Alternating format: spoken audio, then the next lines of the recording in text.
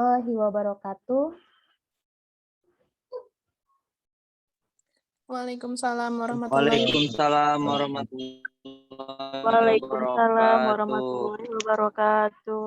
Oke, pada kesempatan kali ini ketemu lagi dengan saya di tentang metodologi penelitian. Nah, ini kaitannya sangat erat sebetulnya dengan bagi Anda yang sudah mengambil kerja praktek atau bahkan skripsi seperti itu ya.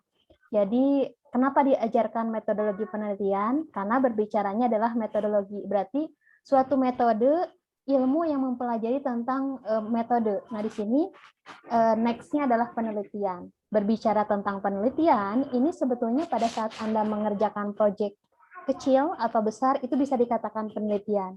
Cuma kita harus gali lagi seperti apa, gitu ya. Nah, di metodologi penelitian ini tentu harus kita antarkan dulu. Mata kuliah ini seperti apa, gitu ya. Nah, berbicara tentang metodologi penelitian, ini erat kaitannya pasti dengan daftar pustaka.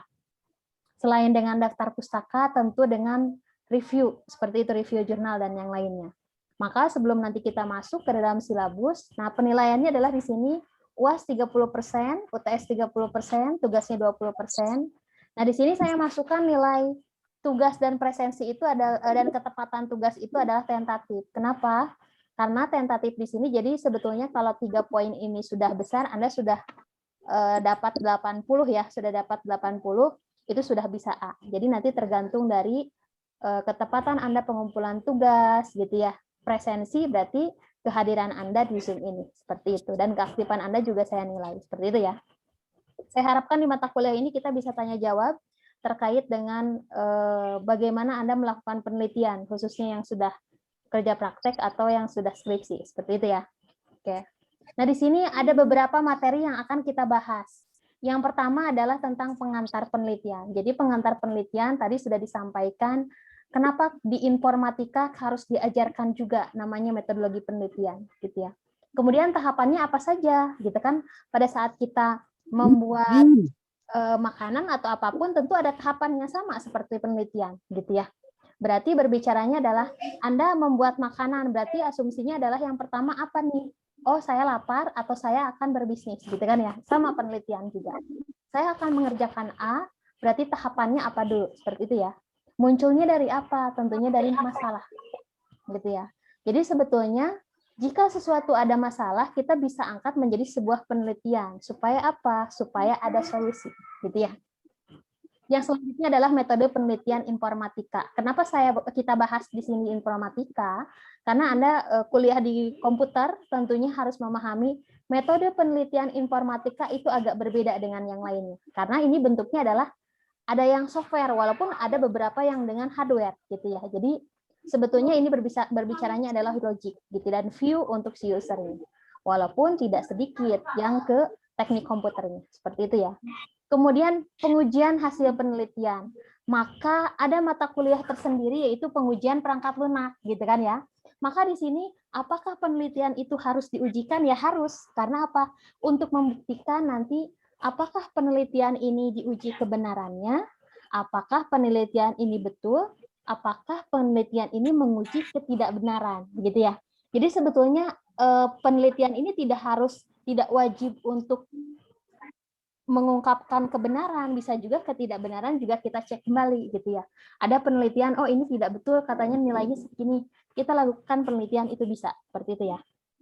Nah, ini yang sering menjadi sebetulnya bahan untuk bisa Anda meneliti, itu bisa jadi salah satunya. Tadi masalah, yang keenam ini bisa jadi bahan. Jadi biasanya dari beberapa baca literatur, referensi yang sebelumnya, kita bisa menemukan suatu ide penelitian.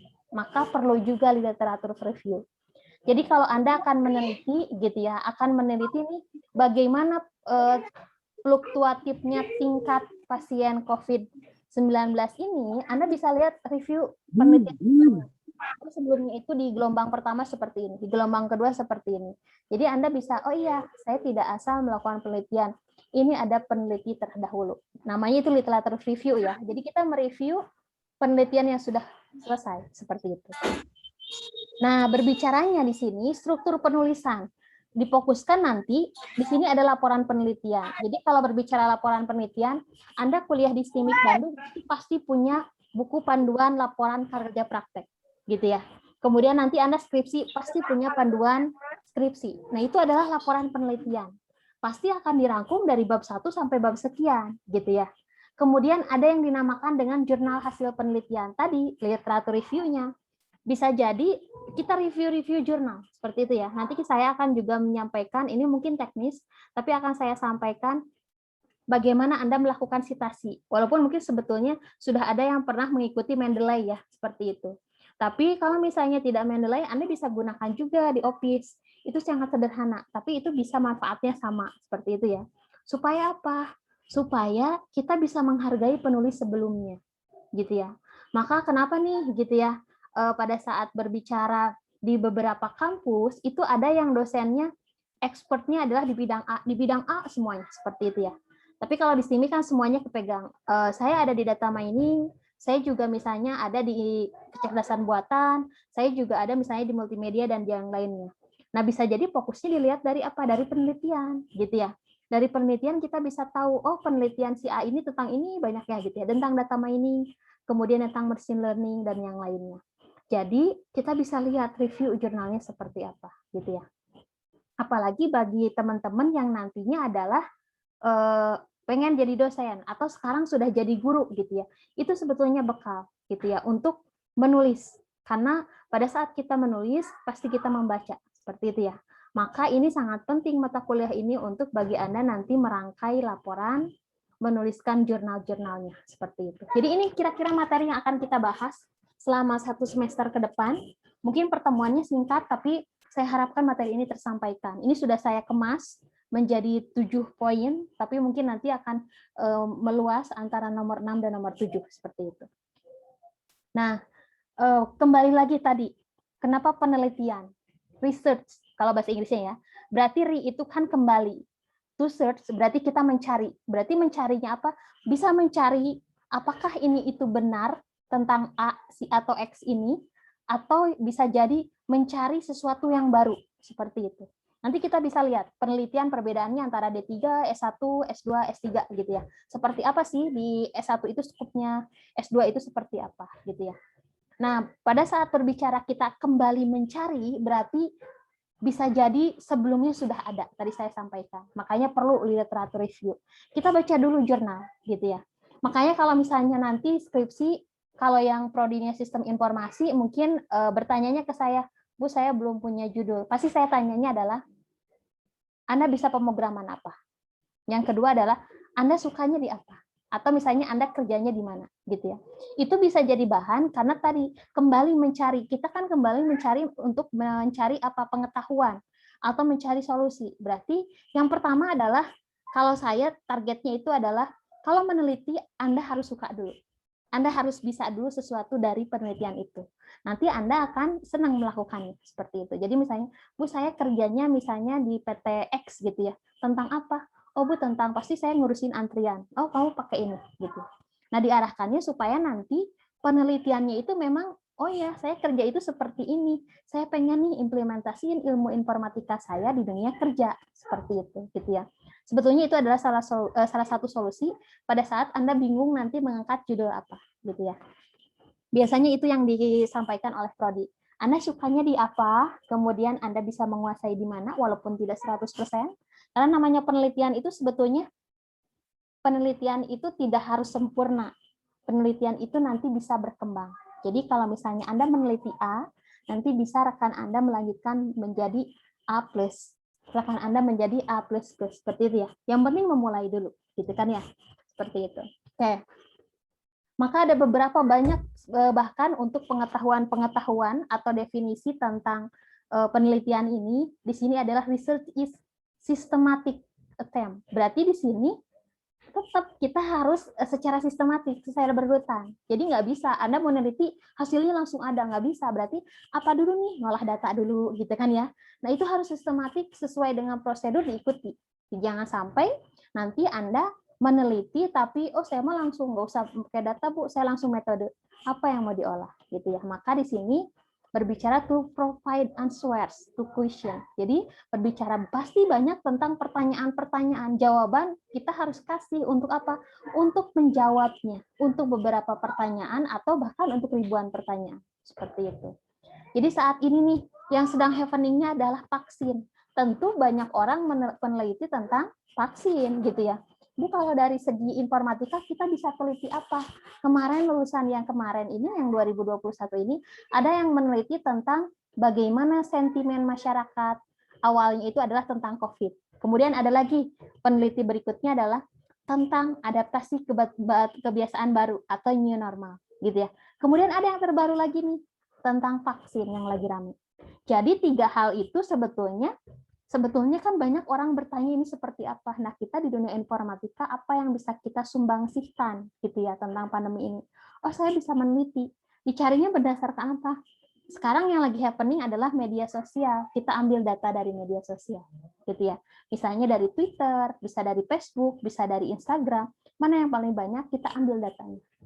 Kita olah menggunakan algoritma di machine learning atau di data mining supaya nanti bisa lihat, oh kalau vaksin itu seperti ini. Saya ngambil datanya di Jawa Barat, oh vaksin ini pesertanya seperti ini. Ini dari data vaksin. Rata-rata yang sudah vaksin itu usia sekian-sekian.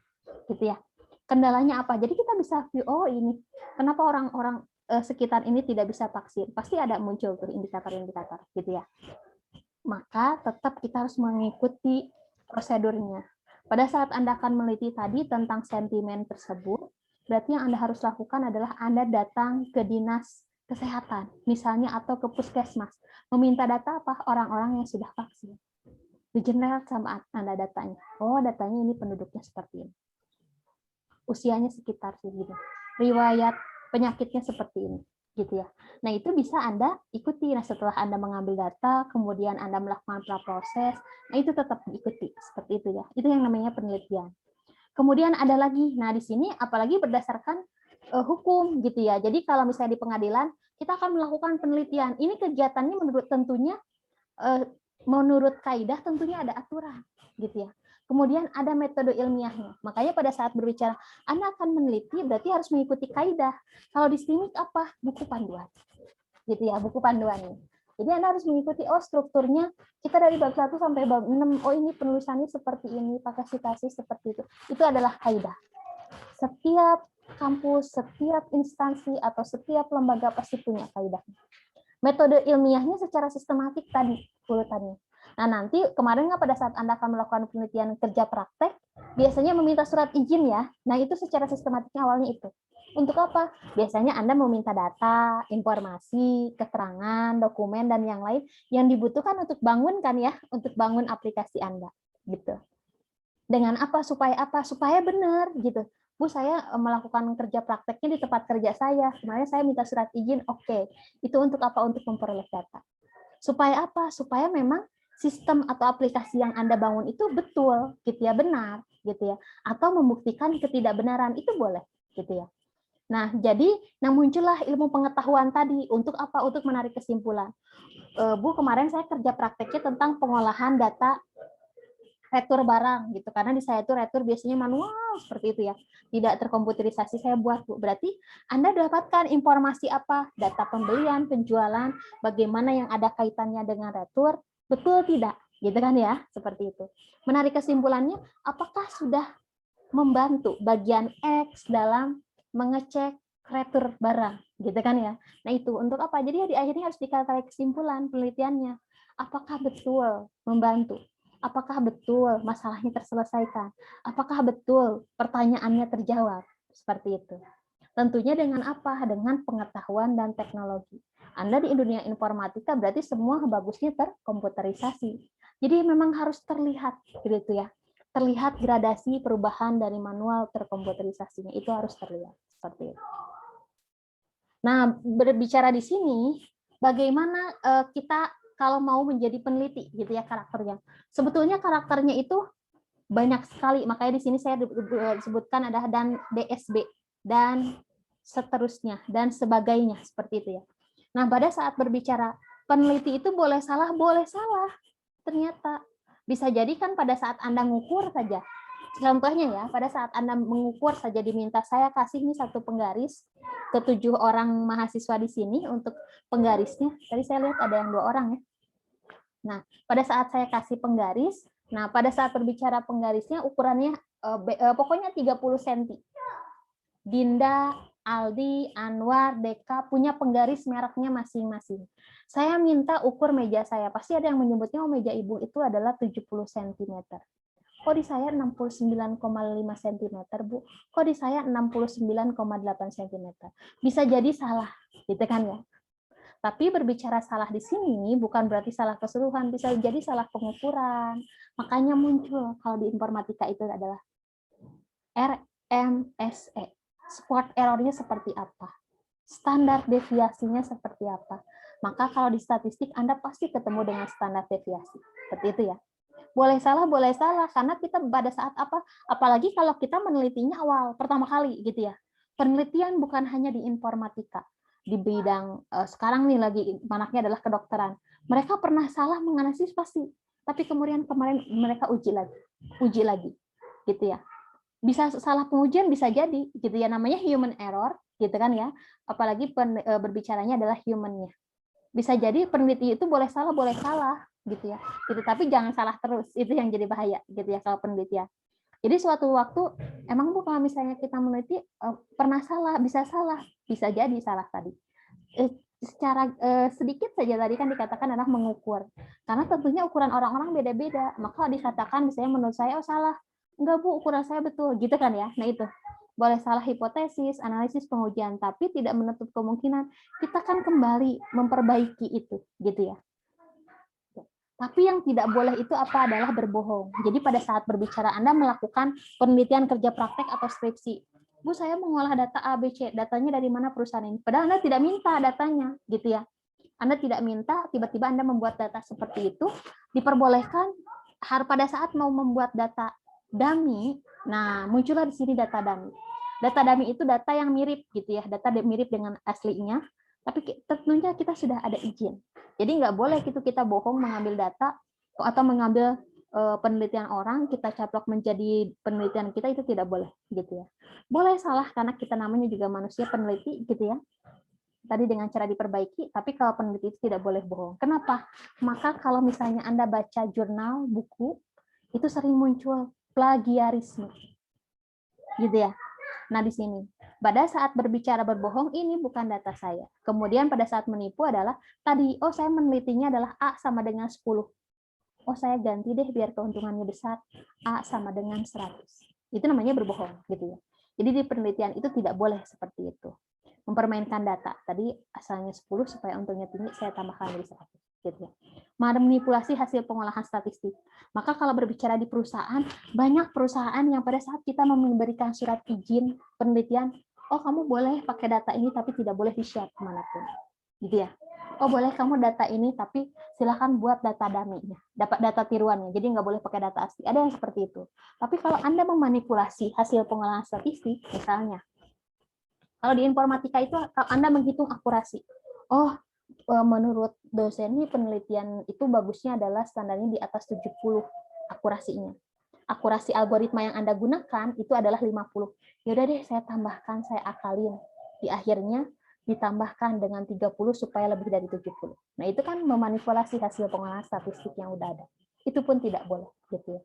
Jadi kesalahan itu wajar. Anda juga kalau ngoding kan pasti ada error gitu kan ya, diperbaiki lagi gitu.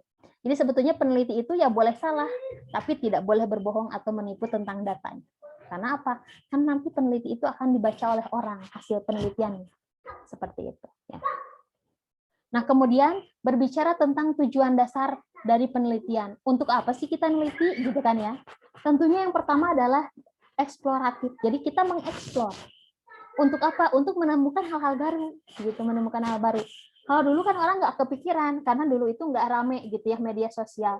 Saya tahun 2016 sudah ramenya adalah Twitter gitu ya, Twitter, Instagram pada saat 2016 itu belum terlalu rame datanya, jadi belum terlalu banyak. Maka saya melakukan penelitian via Twitter. Nah, untuk menemukan hal baru, jadi kalau misalnya dulu awal-awal ada Instagram itu kan belum nge-link kemanapun, gitu kan ya. Tapi tiba-tiba bisa nge-link ke Facebook atau ke Twitter dan yang lain. Itu berarti orang yang membangun Instagram itu berarti dia meneliti juga, gitu. Oh ya, orang itu dia sukanya lihat sini, lihat sana. Dia sukanya menambahkan, gitu ya. Tidak hanya gambar, video, muncullah video, gitu kan. Sama seperti di WhatsApp sekarang. WhatsApp itu dulu teleponnya hanya bisa satu orang, berkembanglah bisa dengan 6 video call-nya, gitu ya. Kemudian chat grupnya biasanya terbatas, gitu ya. Ada 250 orang dalam satu grup, sekarang sudah bisa ribuan. Sebetulnya itu adalah penelitian eksploratif. Karena apa? Karena melihat problematika atau keadaan yang baru, suasana yang baru. Jadi orang meneliti, oh, supaya dapat ini kita kembangkan, kita kembangkan. Itu namanya penelitian eksploratif. Boleh. Jadi kalau Anda mau mengembangkan sebuah sistem, itu boleh. Oh, karena sistem ini A, saya mau deh yang mengembangkan dengan yang baru, dieksplor nih. Kalau ke A pasti seperti ini, gitu ya. Jadi memang menemukan hal baru yang tadi sistemnya sudah ada, gitu ya, atau memang sistemnya belum ada sama sekali. Gitu. Nah, bagaimana kalau misalnya kita pengembangan yang tadi kalau eksplor itu mengembangkannya hal baru. Bagaimana kalau mengembangkan pengetahuan yang sudah ada? Contohnya, kalau dulu itu misalnya hanya ada 3G, sekarang sudah ada 4G, 5G. Nah, itu dikembangkan. Tapi bisa tetap terpakai semuanya. Gitu ya, berjalan.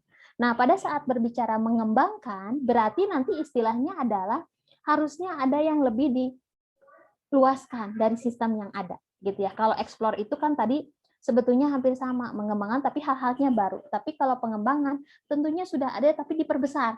Gitu kan ya. Jadi kalau menggelinding itu seperti menggelinding bola salju, lebih besar, seperti itu, gitu ya.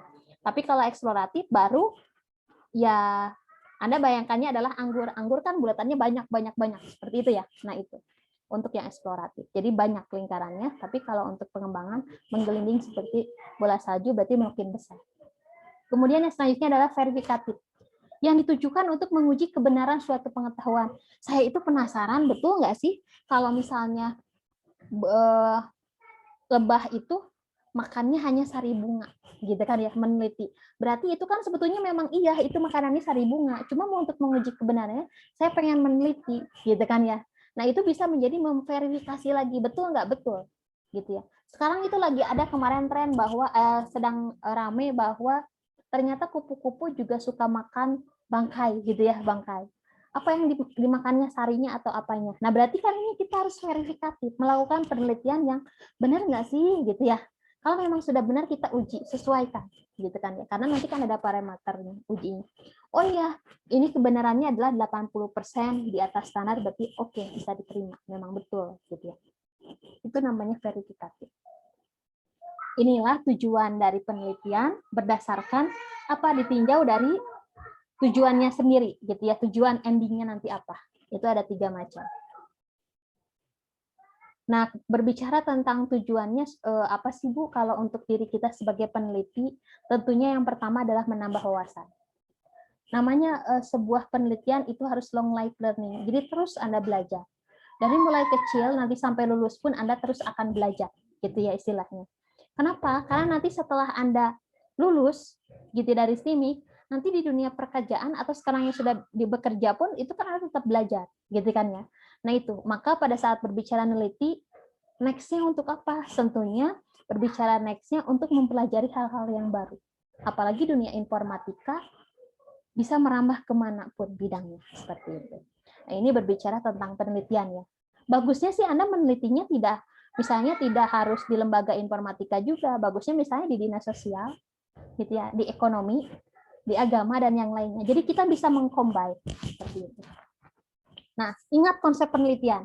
Karena berbicara informatika, maka ini metodologi penelitiannya tentang informatika saya kaitkan. Yang pertama adalah konsepnya membangun software atau sistem bukanlah tujuan dari penelitian. Gitu ya. Jadi pada saat berbicara Anda diminta untuk membangun gitu ya. Membangun tentang sistem X. Kemudian sistemnya tidak selesai. Bukan berarti penelitian Anda tidak selesai. Anda bisa merangkum, mengemasnya menjadi saya melakukan penelitian tahap 1 A hasilnya gitu ya. Nanti dikembangkan lagi karena tadi kan ada pengembangan dan yang lainnya gitu. Jadi sebetulnya endingnya adalah jangan sampai konsepnya saya berhasil membuat aplikasi A. Itu bukan tujuan utama. Tapi tadi berbicaranya, kalau ada pertanyaan Anda bisa jawab. Kalau ada masalah Anda bisa selesaikan. Dengan apa? Tentunya dengan softwarenya, gitu ya, dengan sistem atau dengan aplikasinya. Jadi mindsetnya harus dirubah, gitu ya. Ingat kembali. Maka nanti kita di tahapan tentang permasalahan, kita harus tahu permasalahannya di objek penelitian ini A. Jadi kita targetnya adalah saya ingin menyelesaikan masalah A tersebut. Dengan apa? Dengan sistem, dengan teknologi informasi. Itu tujuan utamanya. Nah, softwarenya, sistemnya itu sebagai jembatan, gitu ya. Jadi intinya itu, ada masalah Anda harus bisa menyelesaikan, ada pertanyaan Anda harus bisa jawab, dan itu sebetulnya tujuan utama, gitu ya. Kemudian yang selanjutnya adalah menguji, mengembangkan, dan menemukan teori adalah tujuan utamanya. Tadi tujuan utamanya menemukan teori. Teorinya untuk apa sih? Untuk tadi menyelesaikan masalah, gitu kan ya. Tadi tentang retur sulit sekali kita merekap, kemudian mengecek histori tentang retur tersebut. Berarti tujuannya adalah itu tadi, masalahnya kan ada tentang retur. Berarti Anda harus bisa menyelesaikan orang menemukan laporan, merekap, mengecek histori tentang retur tadi, gitu ya. Itu adalah teorinya. Jadi tadi tujuannya adalah bukan tentang softwarenya, tapi tentang teorinya intinya. Atau tentang tadi kalau berbicara ada masalah, ada solusinya, gitu ya. Kemudian ada pertanyaan, ada jawabannya. Gitu. Kemudian berbicara adalah, oh ya Bu, next time kita bisa kembangkan lagi. Tadi solusinya kita sudah punya satu. Oh, supaya lebih bagus lagi saya tambahkan nih menjadi solusi 2 gitu ya. Itu bagus. Nah, itu adalah mengembangkan dan menemukan teori yang dinamakan dengan kontribusi berkepengetahuan. Jadi istilahnya adalah, oh ya, kita lebih mengembangkan lagi. Jadi kita punya sumbangsih kepada pengetahuan. Oh, caranya bisa A, bisa juga menjadi AA seperti itu. Gitu. Kemudian yang selanjutnya adalah pada saat berbicara tentang konsep dari penelitian, yang perlu dipahami adalah ke masyarakat. Maka bagusnya pada saat penelitian, kemarin ada lulusan tahun sekarang yang penelitiannya sebetulnya membuatnya sistem informasi layanan masyarakat di puskesmas. Biasanya juga suka ada ya seperti itu. Tapi secara tidak langsung puskesmasnya menggunakan sistemnya, kontribusi itu yang sebetulnya tidak bisa secara langsung diukur, gitu ya. Jadi masyarakat menggunakan sistem yang kita bangun, hasil dari penelitian itu diimplementasikan kepada masyarakat, gitu ya. Maka di sini lebih ke nanti kalau di penelitian itu ada tujuan, ada manfaat. Berarti manfaatnya yang dirasakan oleh masyarakat itu apa dengan adanya sistemnya. Apalagi selama pandemi ini, gitu ya. Sekarang memang sudah ada Halodoc, gitu ya. Kemudian Alodoc dan yang lainnya. Tapi sudah adakah sistem informasi yang memang menjembatani masyarakat dengan puskesmas? Oke, kita ada Instagramnya, ada chat WA-nya. Apakah historinya bisa terlihat? Bisa transparansi dan yang lainnya, gitu kan ya? Nah ini sebetulnya kontribusi itu. Jadi berbicara tujuan dan manfaat itu pasti beda. Kalau tujuan tadi berarti tujuannya adalah berbicara tujuan utamanya, Anda harus tahu menemukan sebuah jawaban dari pertanyaan, menyelesaikan masalah dengan solusi, gitu ya. Intinya apa istilahnya adalah teori, menemukan teori itu seperti apa. Itu tujuan utama. Kemudian tentunya dengan apa? Dengan software, sistem atau aplikasi. Maka di nomor 1 ini kita tuliskan bukan tujuan utama. Tujuan utamanya itu menyelesaikan dulu, gitu ya. Istilah teorinya seperti apa. Nah, nanti ada manfaat. Manfaat itu harus dirasakan. Ini memang tidak akan terukur, jadi ini manfaat penelitian. Bagusnya. Maka penelitian itu kalau di perguruan tinggi, ada memang penelitian untuk dipublish. Ada penelitian untuk diimplementasikan ke masyarakat. Gitu ya. Karena apa? Karena masyarakat tentunya membutuhkan sebuah sistem, sebuah aplikasi yang bisa menjembatani. Apalagi sekarang, lagi tinggi-tingginya tingkat COVID ini, gitu ya. Orang kan mungkin pada saat konsultasi ke dokter, ngantri itu sangat dihindari. Berarti dengan adanya pelayanan masyarakat, ya puskesmas, orang bisa gitu ya chat ke sana dengan historinya, oh ya datanya ada, data penduduknya ada, seperti itu. Jadi nanti pasti di penelitian pun ada tujuan dan manfaat, gitu ya. Itu di bab 1 biasanya. Oke, sampai sini. Sebelum dilanjut, ada yang ditanyakan dulu? Ini rata-rata sudah kerja praktek dan skripsi ya? Atau kerja praktek? Ya, sudah, Bu. Sudah ya? Lagi Baru kerja mengajukan. praktek, Bu. Bu, Sudah. belum, Iya, Bu. Belum, Bu. Belum, Bu. baru kerja praktek ya? Iya, Bu. Ya Bu, baru kerja praktek. Ditunggu sidangnya next bulan. Siap Bu, siap. Doain Bu, aja Bu ini lancar. mau, Iya, boleh. Kenapa? kan kata Ibu tadi penelitian bisa dari media sosial. Hmm. Nah, kalau misalkan dari media sosial tersebut simpang siur kayak berita hoax itu, gimana cara kita mengetahuinya, Bu? Oh, bisa. Itu berbicara tentang hoax, itu kan linknya sebetulnya kita bisa lihat di belakang si websitenya ya, atau misalnya linknya. Itu sebetulnya ada pendeteksiannya. Jadi berbicara security tentang keamanan gitu ya. Nah, berbicara tentang berita hoax, sebetulnya kita bisa cek, kita bisa kumpulkan data-data yang hoax, kemudian nanti kita sebetulnya seperti punya riwayat atau misalnya kita punya dokumen-dokumen berkas dokumen di media sosial gitu ya. Tapi ini berbicara kan soft file. Ini yang hoax, kemudian ini yang tidak hoax. Kemudian nanti kan muncul data baru ya. Data baru nih beritanya ini benar atau enggak sih hoax atau bukan. Itu bisa dicek. Itu namanya text mining nanti gitu ya. Tapi berbicara keamanan datanya itu tentunya tentang security. Keamanan komputernya gitu. Tapi kalau berbicara teksnya itu bisa diolah menjadi text mining. Gitu. Penelitian sebelumnya sudah pernah ada. Jadi memblok, tapi itu menggunakan blok saja ya, warna merah.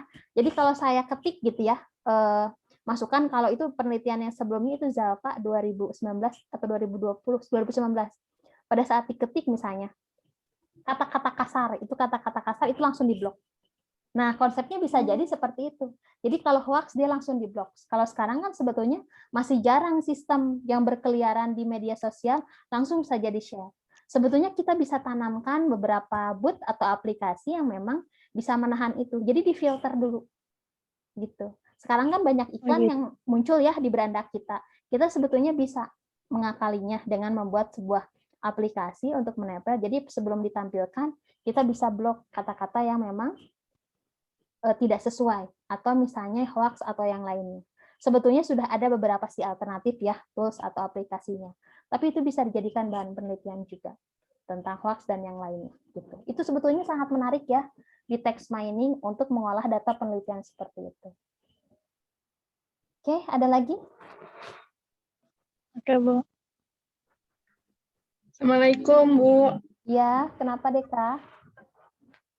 Deka mau nanya, Ya. kalau misalkan kita lagi melakukan penelitian nih Bu di salah satu instansi pemerintah, terus sedangkan data sama informasinya itu tidak lengkap, jadi kita mau mengolah datanya itu bingung.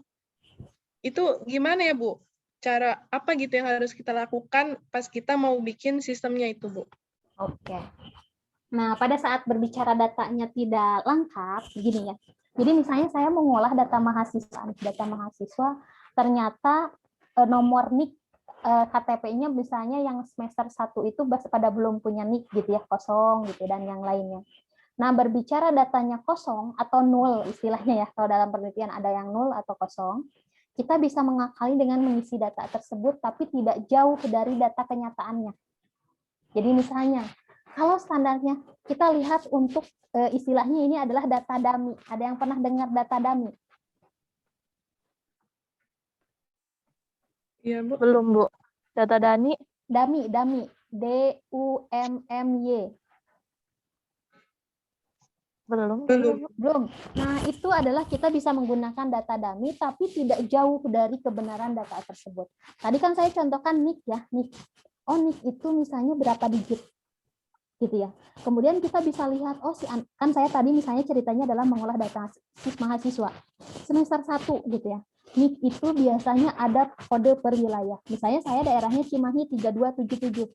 Kita lihat, oh si mahasiswa ini dia Kota Bandung, oh kodenya adalah 3227. Oh ini Cimahi 3277 seperti itu. Jadi kita bukan memanipulasi data, tapi membuat data tiruan. Itu istilahnya dummy, seperti itu. Jadi bisa jadi kita menambahkan data-data, tapi tidak berbeda isiannya dengan yang realnya. Jadi di sini Deka harus melihat dulu nih datanya seperti apa. Oh, kalau data perusahaan itu sebetulnya A, B, C, D. Oh, berarti harus cari nih A1, A2, B1, B2. Oh, ini kosong di kolom ketiga, berarti saya masukkan deh. Berarti B2, B3 seperti itu. Jadi kita boleh membuat data dummy tidak terlalu jauh dari data realnya, gitu ya, tidak jauh dari data realnya, tapi kita buat seolah-olah data itu ada. Itu boleh, namanya data dummy. Karena ada beberapa perusahaan yang memang boleh digunakan untuk penelitian, tapi nanti kamu untuk share datanya buat sendiri, mirip seperti ini. Ada yang seperti itu. Jadi misalnya tentang penjualan, tentang statistik, jumlahnya misalnya, angkanya dia ditampilkan realnya. Tapi nanti kamu buat ya data dummy-nya. Oh, berarti intervalnya sekian-sekian. Dibuatlah angka random. Seperti itu. Jadi kalau datanya tidak lengkap, itu boleh kita lengkapi seperti apa data yang memang realnya, walaupun tidak betul ya. Itu istilahnya data dummy. Gitu. Di penelitian ada. Saya pun pernah melakukannya pada saat berbicara melakukan uji atau testing. Biasanya, oh datanya saya punya nih segini, tapi untuk mengolah data ini waktu lama. Berarti, oh ini data yang sudah beresnya saya buat dummy. Gitu ya, rentannya dibedakan, angkanya di random seperti itu. Tapi sekali lagi tidak terlalu jauh dari data aslinya seperti itu, gitu ya. Nanti boleh di searching lagi data dummy. Oh ini contohnya seperti ini. Itu banyak sekali digunakan oleh peneliti jika waktu penelitiannya adalah singkat seperti itu. Tapi tidak jauh ya dari data penelitiannya dan memang logis data dummy tersebut. Seperti tadi NIK atau nomor KTP 17 tahun misalnya belum punya KTP, berarti dilihatnya dari kode wilayah, di belakangnya Apa misalnya sih? kita mengikuti Apa? NIK-nya dan yang lainnya seperti itu. Gitu ya Deka ya. Iya, Bu. Oke, ada lagi? Terima kasih, Bu. Ya, sama-sama. Ada lagi? Oke, jadi ini mata kuliahnya sebetulnya seru kalau saya ngajar ini karena di Bandung pun pasti banyak pertanyaannya, Bu, saya sedang KP, saya sedang skripsi, nanti dibedah tuh laporan si kerja prakteknya sama skripsinya kelihatan seperti apa, gitu ya. Oke, nanti sambil berlanjut boleh nanti diselingi dengan pertanyaan. Kita lanjut dulu dengan klasifikasi penelitian. Next, ada pendekatan, gitu ya. Maka sering mendengarkan Anda kualitatif, kuantitatif, gitu ya. Maka di sini tentang klasifikasi penelitian ini, yang perlu dilakukan adalah pendekatannya berdasarkan apa proses. Karena proses penelitian itu tentunya nanti bisa next-nya seperti apa prosesnya, gitu ya. Jadi pendekatannya ada secara proses, pendekatan proses, atau kalau secara umum kan kita bisa lihat ada kuantitatif, ada kualitatif, gitu kan ya. Kuantitatif berarti lebih ke angka-angka, kualitatif nanti lebih ke deskripsinya seperti apa, gitu ya. Kemudian kalau berbicara tentang metodenya, nah berbicara metode ini ada beberapa sebetulnya. Karena tidak semua penelitian itu eksperimen gitu ya. Anda pun di dunia informatika kan nggak nyoba cairan satu ke cairan dua gitu. Ada yang nggak seperti itu gitu ya. Bisa jadi action research, bisa jadi eksperimen, bisa jadi case study-nya seperti apa, atau bisa jadi survei gitu ya. Nanti kita akan bahas juga gitu ya. Kemudian berbicara tentang penelitian yang perlu dipahami adalah tadi tentang pendekatannya gitu ya, pendekatan dari konsepnya. Maka di sini ada pendekatan, metode, dan kontribusinya. Nah, berbicara tentang kontribusi tentunya tadi kontribusi nanti ada dari segi judul kita bisa lihat gitu ya, kontribusinya seperti apa. Kalau secara umum nanti ada penelitian dasar. Misalnya, Bu, saya melakukan tadi misalnya tentang data hoax. Boleh Bu saya melakukan penelitian dasar, misalnya saya hanya pengen bagaimana mendeteksi bahwa berita itu adalah hoax. Itu biasanya penelitian dasar. Kemudian nanti bisa jadi penerapannya, oh bisa jadi aplikasi saya atau sistem saya ini digunakan di beberapa situs, di beberapa media sosial supaya nanti bisa digunakan mendeteksi hoax, kemudian tidak ditampilkan di beranda atau yang lainnya.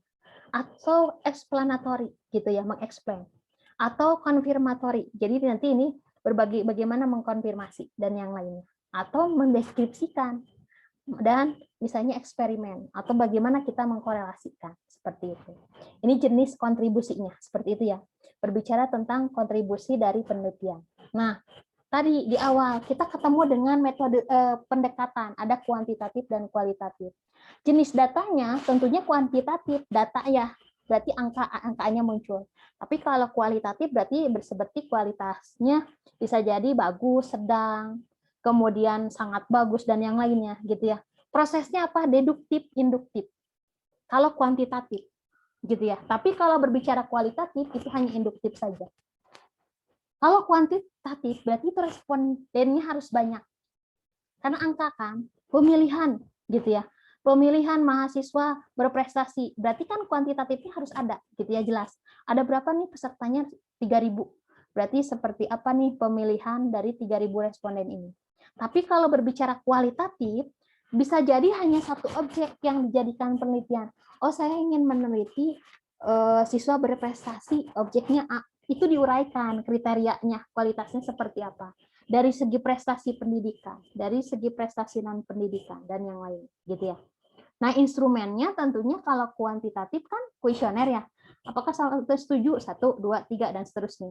Tapi kalau kualitatif, nah instrumennya adalah penelitian dia sendiri, gitu ya kan, dia menganalisis bagaimana objek tersebut, gitu. Nah, kemudian berbicara tentang tujuan penelitiannya. Berbicara tujuan penelitiannya berarti mengkonfirmasikan gitu ya. Tadi ada 3.000 yang milih si A itu berapa orang, yang milih B itu berapa orang. Tapi kalau kualitatif itu explore gitu ya. Berbicara kualitas, oh ya prestasi berarti S1-nya adalah dia dari segi pendidikannya adalah A, kemudian non pendidikannya pun dia banyak organisasinya, kemudian riwayat dari misalnya mengikuti seminar dan yang lainnya gitu ya, seperti itu. Bagaimana dengan pengujiannya? Nah, pengujiannya tentu statistik. Tapi kalau berbicara kualitatif itu non statistik. Bisa jadi tadi ke objeknya gitu ya, subjektif. Nah, kemudian berbicara tentang penelitian, yang selanjutnya adalah tadi ada induktif dan deduktif gitu ya. Bagaimana kalau berbicara kualitatif itu hanya induktif, tapi kalau kuantitatif itu kan dua-duanya, induktif dan deduktif. Deduktif itu seperti apa? Kalau deduktif itu kita punya teori umum, kemudian nanti menghasilkan konsep, kemudian merumuskan hipotesa yang lebih khusus lagi, diuji, ditarik kesimpulan. Tapi kalau induktif, berarti kita merumuskan hipotesa dulu, menguji hipotesa, kesimpulannya ditarik, gitu ya. Dari merunutnya, dibalik, seperti itu. Pengamatan terhadap objek yang khusus secara umum. Gitu. Makanya tadi berbicara kualitatif, itu lebih ke objeknya di-generate lagi secara umumnya seperti apa. Tapi kalau berbicara kuantitatif, berarti ada deduktif dan induktifnya. Seperti itu. Nah, ini tadi ya, berbicara tentang penjelasan metode penelitian. Ada action research. Jadi penelitiannya terapan yang berpindah pada di sini tentunya bisa tindakan sosial, misalnya seperti gender, masalah gender dan yang lainnya. Ini action ya, seperti itu. Misalnya dulu saya melakukan penelitian di dinas sosial itu, saya pengen mengetahui bagaimana tingkat pernikahan dini di Kabupaten Bogor dulu. Nah, seperti itu. Jadi kita langsung ke masalahnya, tindakan sosialnya. Berarti nanti ada action research itu, oh seperti apa nih penanggulangannya, gitu. Berbicara tentang program pemerintah, ini berhasil tidak. Kalau berhasil, berarti tindakannya seperti apa. Kalau tidak berhasil, tindakannya seperti apa. Itu langsung ya. Contohnya di sini misalnya seperti masalah gender dan yang lain. Eksperimen. Ini biasanya tadi saya katakan uji coba di lab, gitu ya, laboratorium dan yang lainnya. Misalnya menciptakan, oh ini supaya A akan seperti apa, gitu ya. Bu, apakah di dunia informatika bisa? Makanya tadi combine dengan divisi yang lain, dengan bidang ilmu yang lain. Muncullah bioinformatika. Biologi dan informatika bergabung, berkolaborasi, melakukan eksperimen. Contohnya apa? Di Bogor itu waktu saya di IPB itu ada tentang penelitian bioinformatika, bagaimana kita menghasilkan jamu yang berkualitas bagus, bagaimana kita mengecek daun atau umbi-umbian, jenis warnanya, daunnya, yang menghasilkan memang ekstraknya sangat bagus atau tidak, gitu ya. Kondisinya apa? Sehingga nanti bisa menciptakan kondisi yang bisa dimanipulasi gitu ya untuk menjadi subjek penelitian. Pernah dengar ada cabai pelangi dan yang lainnya, itu kan sebetulnya menciptakan kondisi yang baru gitu ya, sesuatu yang baru tapi dengan campur tangan pengetahuan. Nah, tidak menutup kemungkinan gitu ya, di kita juga bisa bereksperimen seperti itu gitu ya. Nah, itu sudah ada bioinformatika dan yang lainnya. Kemudian berbicara tentang penelitian. Nah, berbicara tentang penelitian, tentunya yang selanjutnya ada dengan metode penelitian ada case study-nya, gitu ya. Nah, berbicara case study berarti tentang kasus-kasus. Nah, berbicara tentang kasus-kasus, tentunya yang perlu dipahami adalah kita harus lebih spesifik, gitu ya. Pada rentannya apa? Tentunya rentan beberapa waktu tertentu. Jadi, seperti sekarang nih, mendalami dengan penekanan pada kasus-kasus yang spesifik seperti sekarang pandemi. Bagaimana orang yang dikatakan bergejala ringan, bagaimana orang yang dikatakan gejala berat, atau misalnya tidak ada gejala sama sekali. Gitu. Ini menjadi case study, gitu ya. Tentunya perlu rentan waktu, gitu ya. Karena kan kasusnya sekarang nih, apalagi sekarang di dunia kedokteran, masa inkubasi itu berapa hari, gitu ya. Setelah isolasi 10 hari, 14 hari akan seperti apa. Tentu ada rentan waktu tertentu. Gitu ya. Sama case study tentang vaksin itu kan pasti ada rentan waktunya, gitu ya. Kemudian yang selanjutnya adalah tentang survei. Nah, biasanya ini datang gitu ya, melakukan survei. Bentuk betul enggak gitu surveinya. Dengan datang ke lokasi, melakukan wawancara atau bisa memberikan kuesioner yang langsung diisi di tempat tersebut. Itu bisa menjadi beberapa metode penelitian. Ini yang sering dilakukan seperti itu ya. Nah, berbicara tentang metode penelitian, tentunya ini bisa jadi nanti Anda pakai salah satunya seperti apa, gitu ya. Nah, ini. Kalau berbicara deskripsi, eksperimen, ini korelasi, kemudian kuantitatif dengan kualitatif. Kalau berbicara eksplanatori, berarti dengan konfirmatori, ini terapan, ini murni. Maka kalau penelitian Anda lebih kemana? Eksperimen, korelasi. Oh, ini mah terapan, gitu ya. Itu biasanya muncul. 2005 saja gitu ya, sekitar 16 tahun yang lalu itu memang sudah muncul di luar negeri itu adalah computer engineering. Jadi penelitian disiplin multidisiplin ya. Ini lebih banyak gitu ya. Di ilmu komputer itu disiplin ilmu computing dan jenis penelitian yang digunakan itu sudah banyak. Ada computer engineering. Tentunya ini pengembangan sistem terintegrasi. Bagaimana sekarang sistemnya sudah mobile, web, SMS dan yang lainnya itu terintegrasi gitu ya. Sistem informasi, bagaimana sekarang analisa kebutuhan dan proses bisnis itu sangat berkembang. Bagaimana perkembangan e-commerce-nya, jual beli online-nya itu sangat cepat gitu ya. Itu kan menggunakan sistem analis. Masa sih Bu menggunakan sistem analis? Tentunya saja. Pada saat proses bisnisnya saja Anda beli ini online, Anda sering masukkan kata kunci tersebut, historinya pasti muncul. Rekam jejak digital Anda pasti bisa terdeteksi sehingga muncul rekomendasi. Gitu kan ya. Itu melihat apa proses bisnis. Komputer science. Di sini tentunya pengembangan lebih ke komputer science tadi apa? Mengolah data yang banyak. Gitu ya. Berbicara big data, data mining itu masuk komputer science ini. Gitu ya. Software engineering. Ini pengembangan software dan pengolahan tahapannya. Maka di RPL Anda belajar tentang SDLC, gitu ya kan ya, pengembangan software. Oh, menggunakan agile, menggunakan prototype, menggunakan waterfall. Kenapa? Itu pasti. Kenapa berbeda memilihnya? Karena tergantung pengembangan software Anda ke sananya nanti. Tergantung pengolahan tahap SDLC, gitu ya. Berbicara tentang tadi information technology atau berbicara tentang infrastrukturnya gitu ya.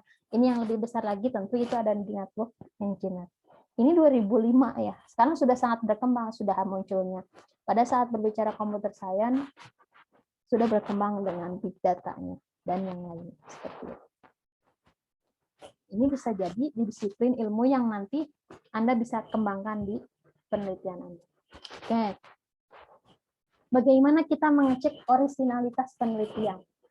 Cara yang pertama adalah berarti kita bisa mengecek dari betul nggak, original nggak dari si metodenya.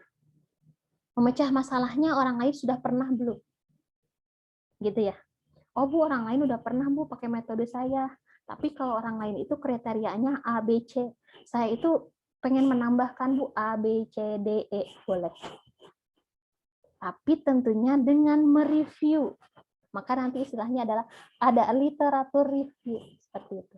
Makanya kalau misalnya penelitian nanti misalnya di beberapa dosen mungkin termasuk saya juga, biasanya saya minta masukkan referensinya kakak kelas Anda masukkan.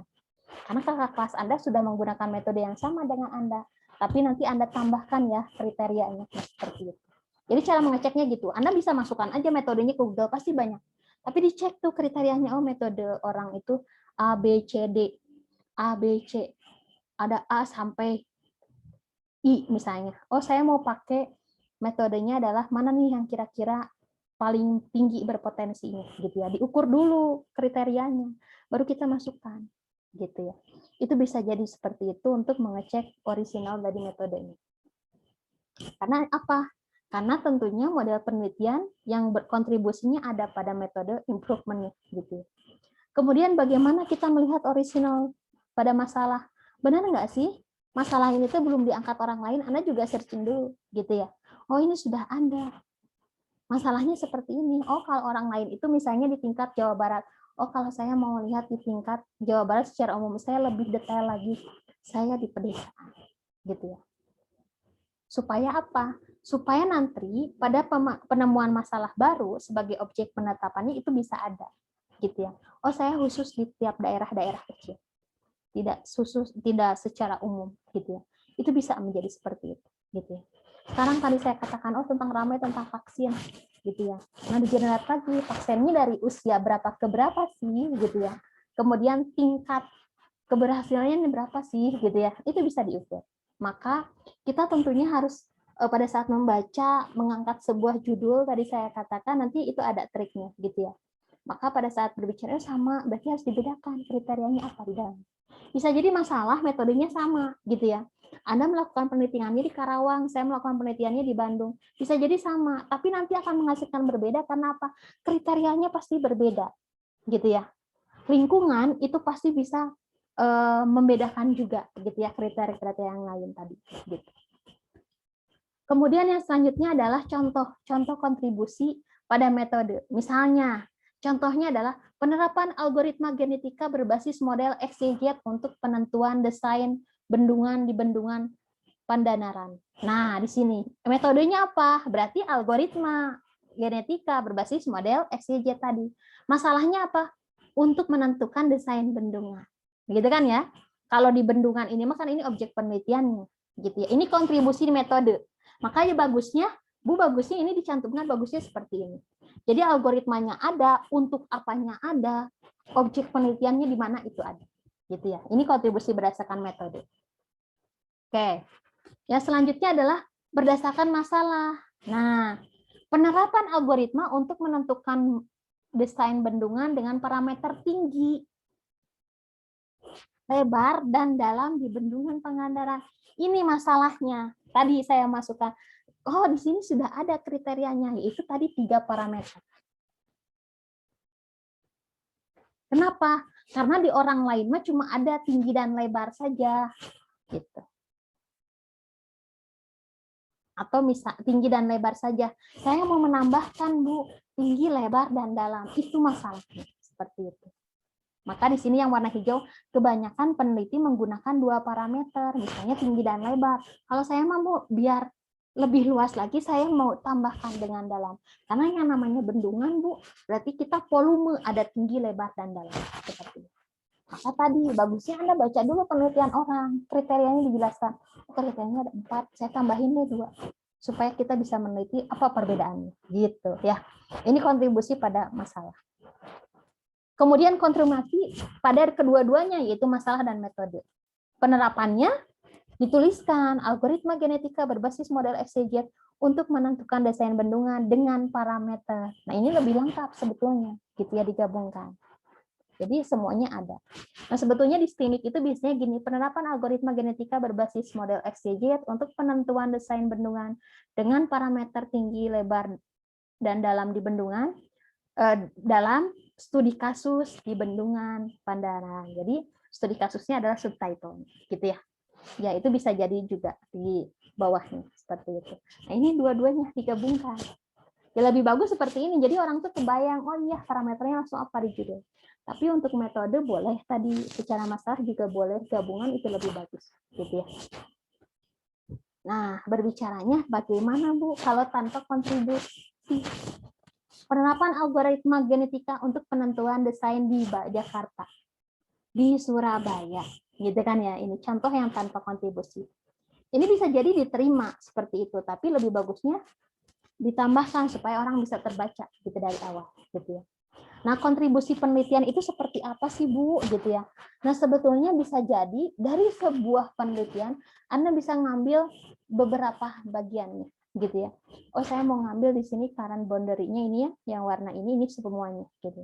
Yang sedang berjalan. Oh, ada beberapa yang berkontribusi untuk pengetahuannya, ada beberapa. Nah, ini makanya bintik-bintik digambarkan. Nah, ini bagaimana pengetahuan dan pemahamannya seperti ini, bagaimana untuk dipelajari dan dikembangkan, misalnya pengembangan. Ini secara simulasi, gitu ya. Kontribusinya contohnya, kalau dalam tadi metodenya, ini logika Pazi. Pazi itu kan banyak ya, banyak. Ada Mamdani, ada Sugeno, ada Sukamoto, gitu ya. Ini kan banyak sekali ya untuk logika Pazi. Ada metode Sugeno, ada Mamdani, ada Sukamoto, banyak jenisnya. Nah, metode Mamdani yang direvisi dengan algoritma exeget misalnya. Nah, ini pengembangan, gitu ya. Tadi untuk contoh secara umum, ini secara khusus kita coba terapkan dalam metode logika Pazi, gitu ya. Pazi kan banyak sekali. Makanya tadi secara umum, tapi ini secara khususnya metode ini lebih general lagi seperti itu. Nah, tadi seperti diawali sampaikan bahwa bagaimana perbedaan skripsi, tesis, dan disertasi. Cukup sampai kemana sih Bu penelitian kita kalau S1 gitu ya. Jenis penelitiannya tentunya deskriptif, korelasi, kemudian tujuannya apa? Bisa terapan, bisa pengujian teori. Kalau pengujian teori itu berarti tadi implementasi, algoritma ini gitu ya. Nah, itu bisa pengujian. Kalau terapan memang kita implementasi kan ya. Bisa jadi Anda nanti IoT atau misalnya berbasis cloud dan yang lainnya gitu ya. Implementasi kemudian dan pengembangan. Targetnya domestik dan conference gitu. Jadi tentunya maka kalau di sini Anda lulus S1 itu harus buat jurnal. Jurnalnya minimal lokal, Klinik Bandung. Gitu ya. Nah, ini domestic conference. Tapi nanti Anda mau melanjutkan S2 itu pasti minimal international conference atau international journal gitu ya. Tentunya kalau berbicara tentang S2 itu ada eksperimennya. Saya melakukan penelitian waktu S2 itu pasti terjun langsung ke dinas sosial. Bagaimana melihat program-program dinas sosial di daerah dan yang lainnya. Pengembangan teorinya adalah, oh kalau di dinas sosial itu seperti ini, saya dunia informatika, apa nih yang harus disambungkan antara sosial dengan IT gitu ya, berarti kan ada pengembangan teori, ada kolaborasi di sana. Kemudian ada incremental improvement-nya seperti apa nanti gitu ya. Karena kan saya nih harus memang punya improvement gitu ya buat dinas sosial karena kan saya mau kolaborasi. Tentunya internasional gitu ya untuk si jurnalnya. Minimal itu seperti itu. Nah, kalau S3 nanti bukan hanya mengembangkan teori yang ada, harus menemukan sesuatu yang baru penelitian tujuannya. Tentunya berbicara kontribusinya ada substansinya. Dan harusnya kalau berbicara teori baru berarti kan inovasi ya, seperti itu. Biasanya conference dan jurnalnya. Tapi kemarin waktu S2 pun sebetulnya kalau saya sudah internasional dengan jurnalnya, seperti itu ya. Karena sekarang perkembangannya sangat cepat, seperti itu. Nah, ini perbedaannya ya. Oke. Nah, ini contohnya. Bagaimana nih kalau judul buat 3, buat S1, S2 gitu ya. Nah, ini untuk contoh-contohnya. Gitu ya. Pengembangan sistem informasi rumah sakit untuk rumah sakit Sukasembuh. Sistem cerdas atau sistem informasi kecerdasan buatan berbasis neural network untuk prediksi harga saham gitu ya. Untuk prediksi. Nah, itu kan masuk ke machine learning, kecerdasan buatan, sistem mendukung keputusan gitu ya. Makanya Anda pelajari itu. Nah, kalau nanti S2, S3 sudah penerapan algoritmanya untuk memilih apa? Arsitekturnya gitu ya, arsitekturnya secara global mengembangkan teori yang sudah ada gitu. Nah, ini untuk contoh-contohnya. Oke, ada yang ditanyakan untuk pertemuan kali ini?